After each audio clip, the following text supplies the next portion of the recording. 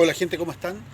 Miren, eh, como les dije, vamos a revisar algunos términos que tienen que ver con la filosofía, principalmente, aunque alguien muy purista me va a decir, oye, bueno, pero todo tiene que ver con filosofía, porque todos nosotros como seres humanos lo cuestionamos y todo el avance de la humanidad se da porque el ser humano puede empezar a pensar y a preguntarse, con lo que va a ir buscando, obviamente, nuevas soluciones para los problemas que le van apareciendo.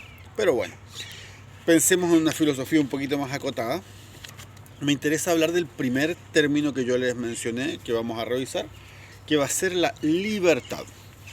Bueno, yo cuando hablo de libertad, siempre voy a hablar de libertad con mayúscula. Mi hija es, ¿cómo se llama? La libertad, por excelencia. Entonces nosotros vamos a ver que para mí es un término bastante importante y me interesa que quede claro. Aquí yo también voy a mencionar algo que me parece fundamental para que entiendan lo que yo estoy planteando, que yo tengo una gran diferencia con estos sujetos que se dicen libertarios, liberales, que en realidad de libertad, según lo que yo entiendo, ellos básicamente no entienden nada. Y lo peor, que yo creo que la no comprensión del término en realidad lo hacen intencionadamente. Por lo tanto, nosotros vamos a ver que acá hay una manipulación de ciertos conceptos para que beneficien, obviamente, las ideas que ellos proponen. Ok, me interesa que veamos distintos, ¿cómo se llama?, términos que estén asociados con libertad. Lo primero es el libre albedrío. Bueno, el libre albedrío yo creo que ustedes lo conocen porque viene desde la religión, básicamente. La capacidad del ser humano de decidir. La capacidad de tomar una opción sobre otra. El libre albedrío, el árbol del bien y del mal, ¿cachai? Es una weá que el ser humano, para que se hagan una idea, viene pensando hace mucho tiempo. Yo partí diciéndoles que la religión es lo primero que te explica la curiosidad humana. Y acá nosotros podemos ver que básicamente cuando el ser humano empezó entonces a preguntarse qué es el bien y qué es el mal, a alguien se le ocurrió como religión presentar el libre albedrío. Hay muchos filósofos que se han dedicado a revisar qué es básicamente el libre albedrío, porque nosotros vamos a tener entonces que el ser humano, para ser libre, debe poseer esta capacidad de tomar una decisión como la correcta y abandonar otra.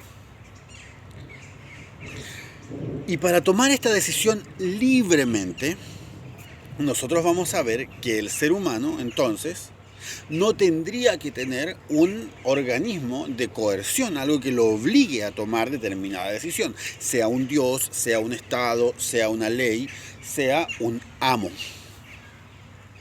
Entonces, como yo acabo de presentar distintas palabras, Dios, Estado, ley, amo, vamos a ver que uno podía entonces diferenciar entre el hombre libre y el hombre no libre, esclavo, ¿ok?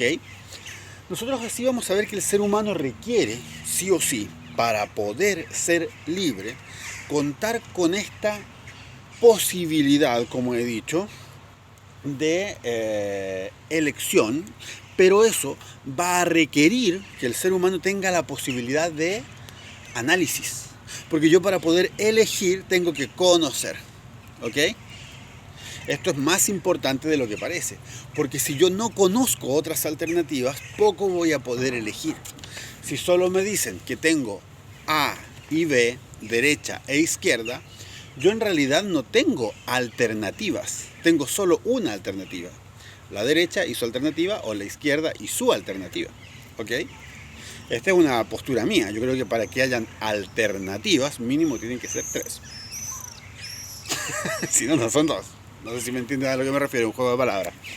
Bueno, ahora, nosotros vamos a ver que el ser humano, cuando tiene esta capacidad, digámoslo, de libertad, va a requerir una definición, digámoslo. Ya tenemos la primera parte.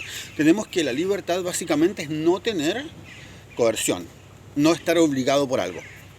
Pero, y yo aquí voy a tomar una definición, una parte de una definición que me encanta, me parece perfecta, que es que la libertad individual, la libertad tuya, termina donde empieza la libertad del otro. Tú eres libre hasta donde el otro tiene su libertad. Es como esto del metro cuadrado, que alguno lo puede decir.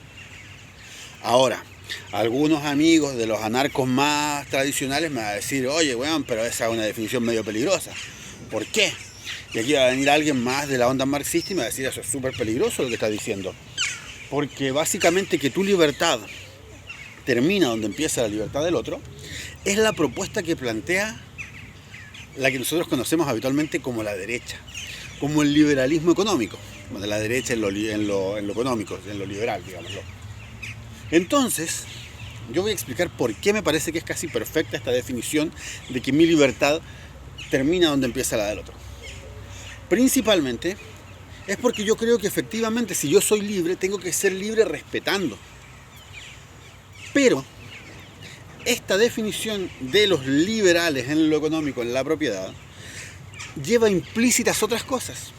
Porque ellos mismos, al reconocer que tu libertad abarca hasta donde empieza el espacio de otro individuo, está reconociendo, por tanto, que en la realidad humana hay otros. Esto es fundamental para entender más o menos de qué va la ideología anarquista. El anarquista no piensa individualmente, aunque habemos algunos anarquistas que somos anarcoindividualistas, pero hay que reconocerse como parte de un conjunto.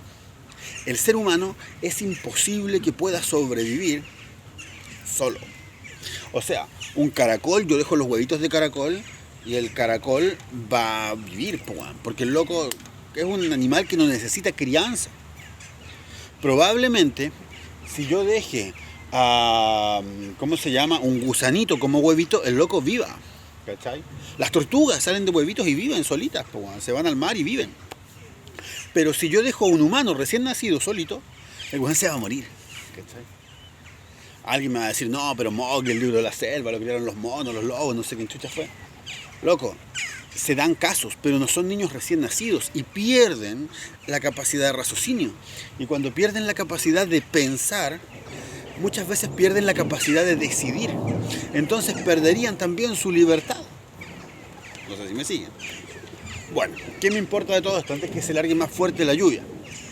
Nosotros, cuando hablemos de libertad, vamos a tener que entender principalmente que la libertad es la capacidad de decidir, tomar decisión sobre ciertas cosas, sin que nadie me esté obligando, pero manteniendo el respeto hacia quienes conforman el grupo social, digámoslo, el grupo gregario, el ser humano es gregario, donde vivimos. Acá vamos a tener que reconocer una gran diferencia conceptual de base, que es de Kropotkin y de Darwin, porque Kropotkin dice que el ser humano es social y Darwin dice básicamente que, bueno, siendo social, el ser humano puede valerse por sí solo. Ahora, yo aquí entro a pelear directamente con algunos personajes como K. Kaiser, porque creo en lo más profundo de mi ser, que cuando ellos proponen que el ser humano puede y debe defenderse a sí mismo sin básicamente valorar a los otros, incluso hay algunos de estos liberalistas en cuanto a la propiedad que dicen que el ser humano básicamente no requiere de lo social, llegan a eso. Yo les voy a decir, loco, tú estás diciendo una barbaridad. El pilar, el axioma le llaman en filosofía, pero el conocimiento de base que estás poniendo para construir toda la teoría del liberalismo económico es falso. Entonces tu castillo de naipes no puede sujetarse según esto. Yo, y esta es una opinión personal, los que no quieran pueden investigar otras posturas, yo creo que el ser humano requiere a otros seres humanos. Yo creo que para sembrar, para hacer una choza rudimentaria, para criar a nuestros hijos, para educarnos, requerimos a otros. Todo el conocimiento que nosotros tenemos se ha dado gracias a que un individuo le va transmitiendo el conocimiento a otro, y por eso nosotros, por ejemplo, ahora ¡yujú!, tenemos rueda, porque alguien nos dijo cómo se hacía la rueda. Otro hueón nos dijo cómo se prendía fuego, ¿cachai? no es una cosa que cada vez el ser humano esté inventando los progresos sociales. El ser humano tiene el lenguaje social. Ahora, para finalizar esto como un desahogo contra los liberales en lo económico y los liberales de la propiedad absoluta, ¿en qué se basa? ¿Cuál es el objetivo, digámoslo, del liberalismo económico? Principalmente es la acumulación. ¿Y la acumulación de qué? De bienes, me va a decir alguien. Yo te voy a preguntar, ¿de qué te sirve tener un montón de weas? Tener 100 casas, weón. Tener medio país, tener una cuenta de banco que no se termina nunca. ¿De qué te sirve si no tienes a quién mostrárselo? O me voy a ir más en lo humano todavía, me voy a poner quizás un poco en lo de la filosofía moral más religiosa. ¿De qué te sirve si no lo puedes compartir?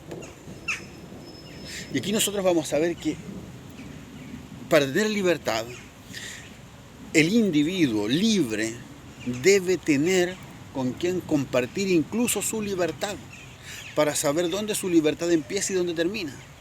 Pero para esto, para poder entender mejor, vamos a tener que hacer otro video explicando qué es el individuo.